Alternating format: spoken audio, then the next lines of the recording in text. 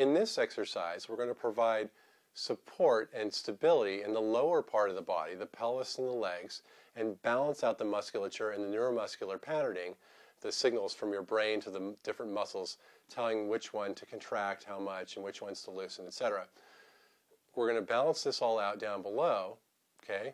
And then we're going to open up the area above. So if you've got lower back pain, this is great because we're providing stability and balance below the pain area.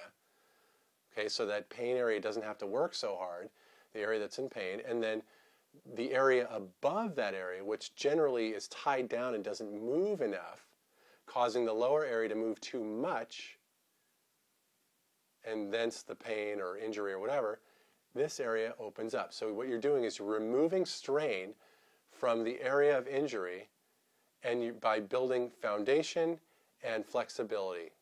Okay, so you're trying to integrate, build integrity into the system, this trunk, this core musculature of the trunk, by providing stability and support and lengthening through the top of the body. Okay, so what you'll need for this is a yoga brick or some hard books, so like hardcover books. I like a brick. This brick is a foam brick.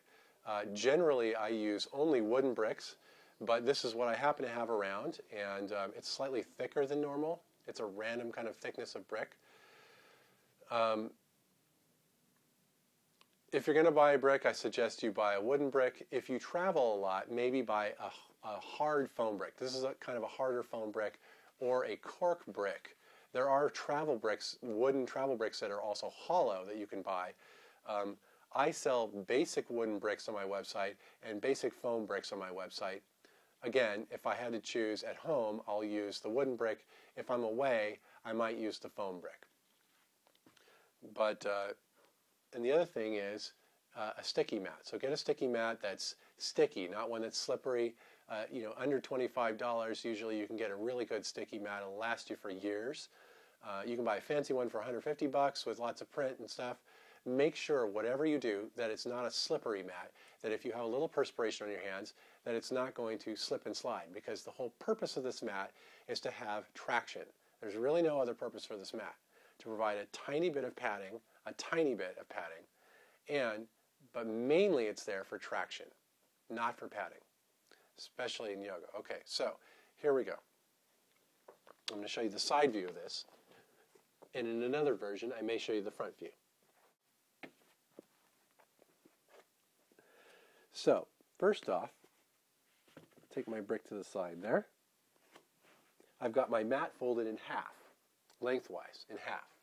Okay?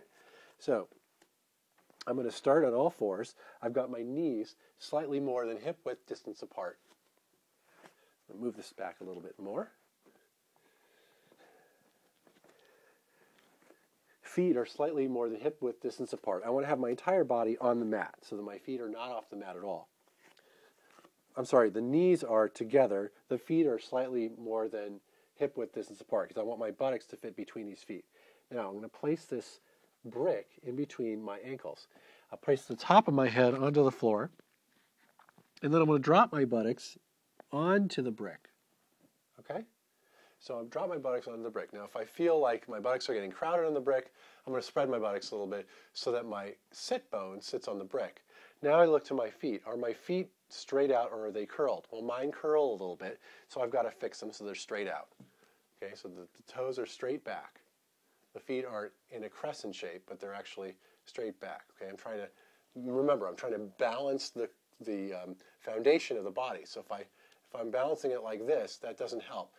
All these muscles and tissues feed up into the legs and help provide support for my pelvis and my lower back.